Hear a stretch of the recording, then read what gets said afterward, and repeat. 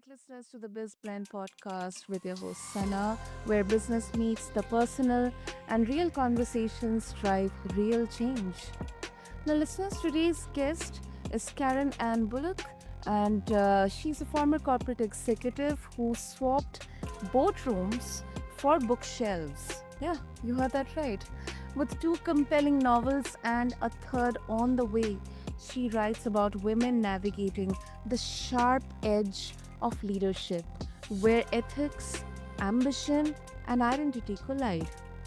But listeners, Karen's journey is more than fiction. It is a reflection of her own bold pivot out of the corporate world.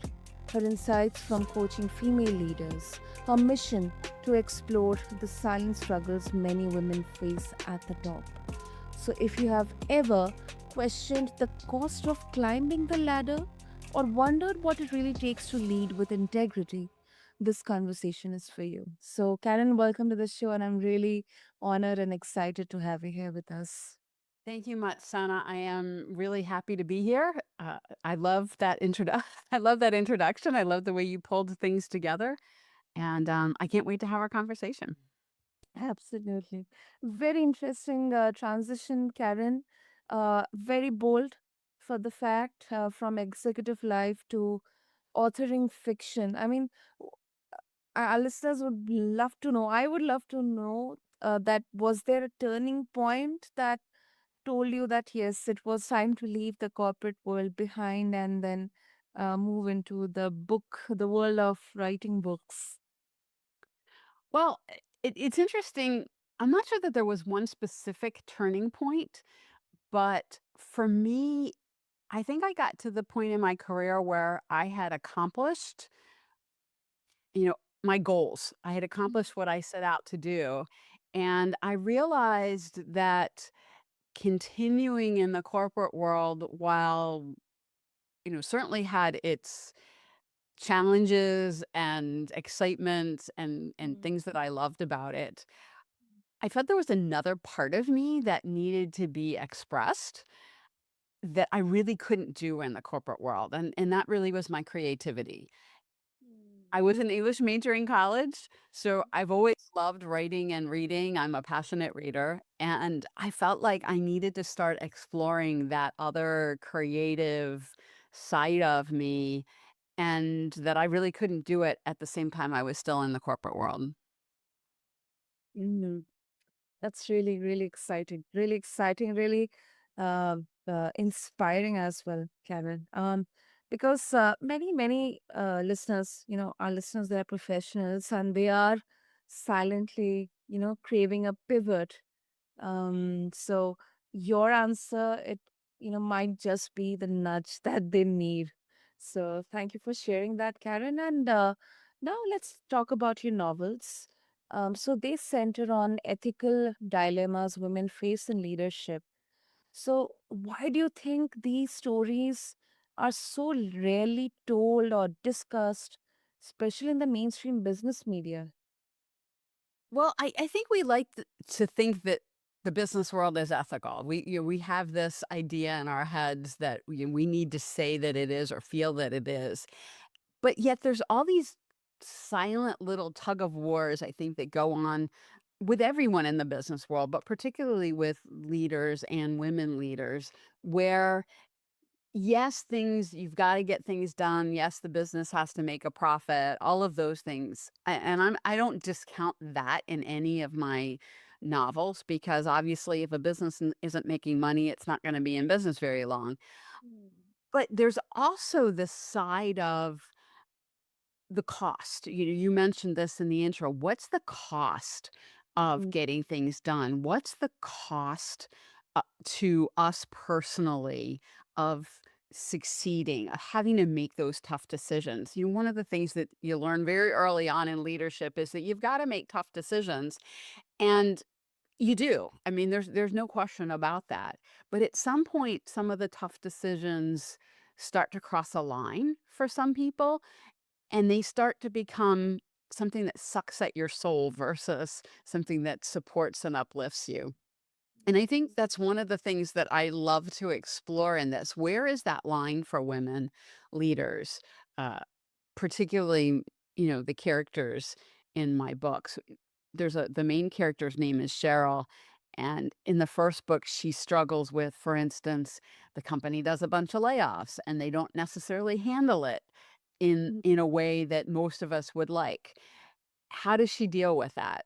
What does she do? What does she do to reconcile this with her own conscience? And then how does she help her team navigate through the trauma of those kinds of layoffs? And that's the kind of thing that I love to explore because it's not straightforward. There's not easy answers. And in Cheryl's case, and in many of our cases, actually in the work world, we don't always get the support we need or want for those kind of dilemmas. People tell us, well, this is the way business is. And if you're going to be a leader, you need to suck it up and move on. And, you've got to put the business first. And, all of those things, and those are all true, right? Those are absolutely all true. But how do you balance it with the other side of things? Mm. No, that is really once again, I think it's not much discussed, and we have seen firsthand, especially during pandemic, post pandemic as well.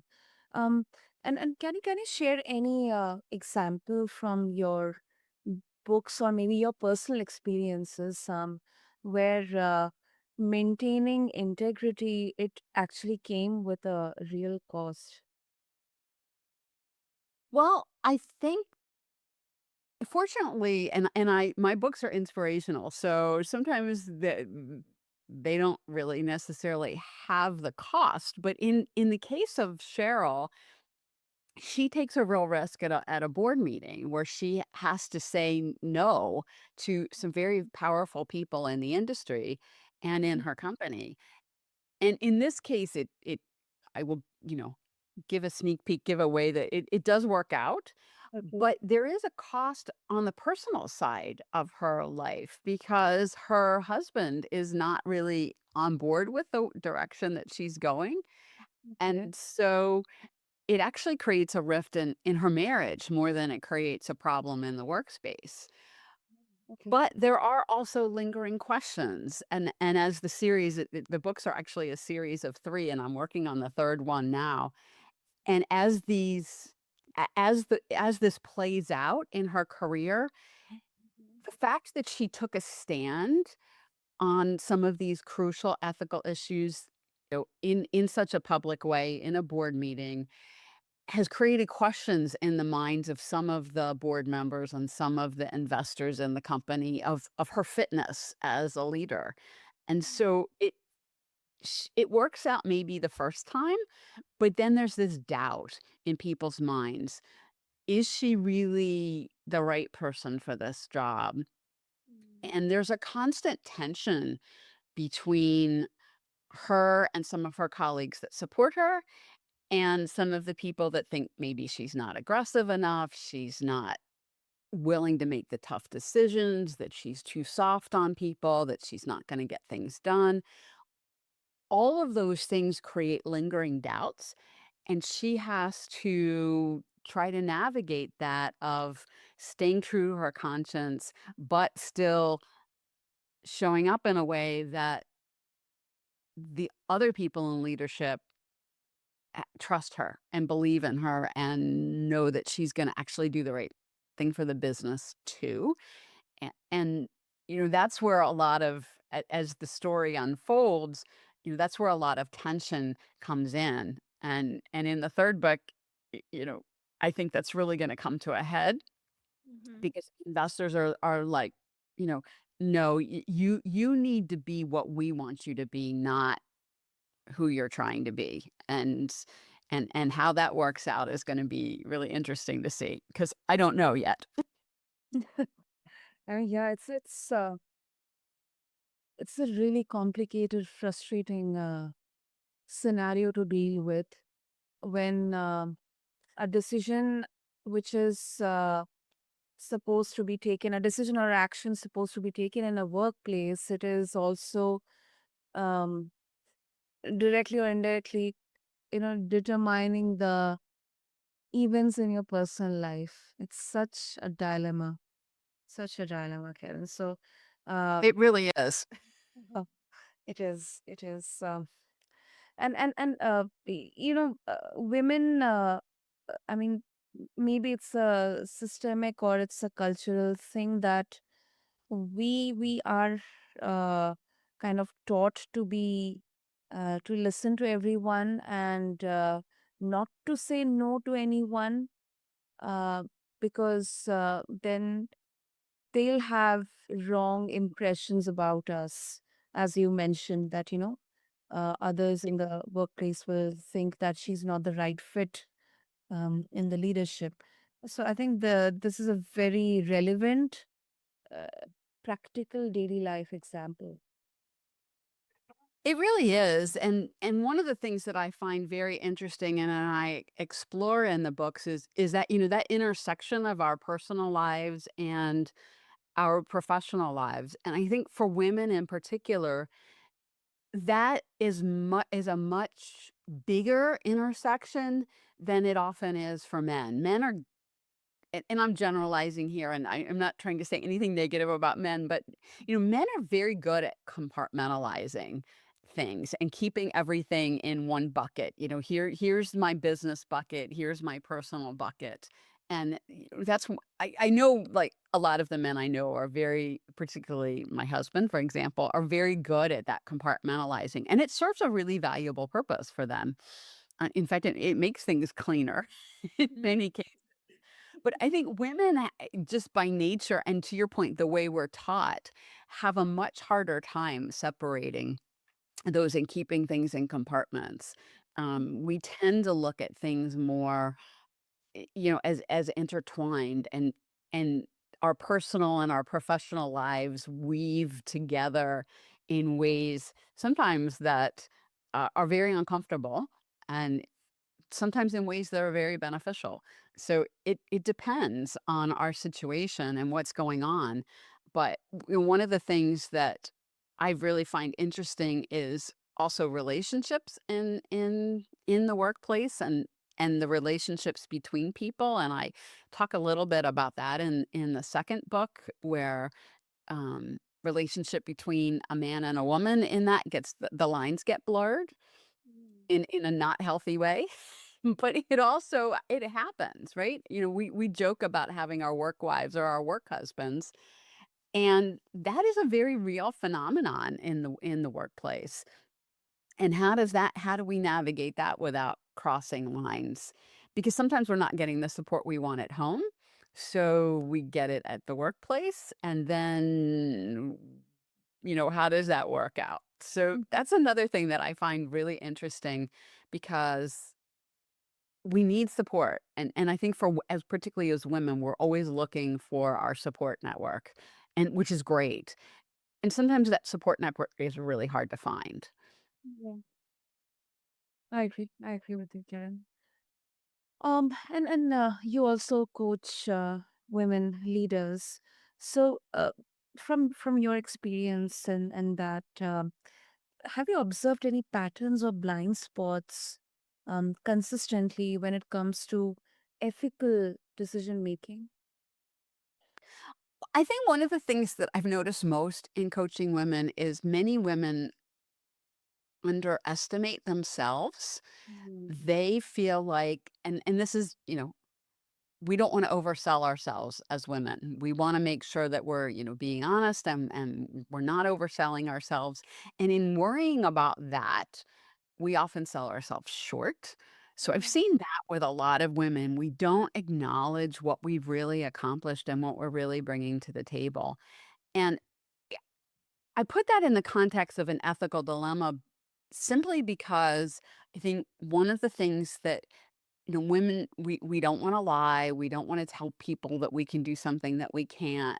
We don't want to let people down. To your point earlier, as we want to, tell people yes, and we want to be part of the team, and we don't want to let anybody down. So we want to make sure that we're 100% sure and ready to do whatever it is that we're asked to do. And in doing so, we overlook our accomplishments and we underestimate them. And I've worked with a lot of women in trying to go back and really, okay, what have you accomplished? And how can you put these things together to understand that yes, you are ready for a bigger role. You are capable of doing a lot more.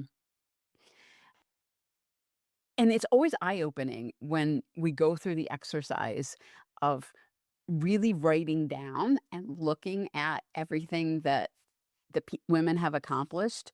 It's always eye-opening. They're like, "Wow, I've done a lot more than I thought I did."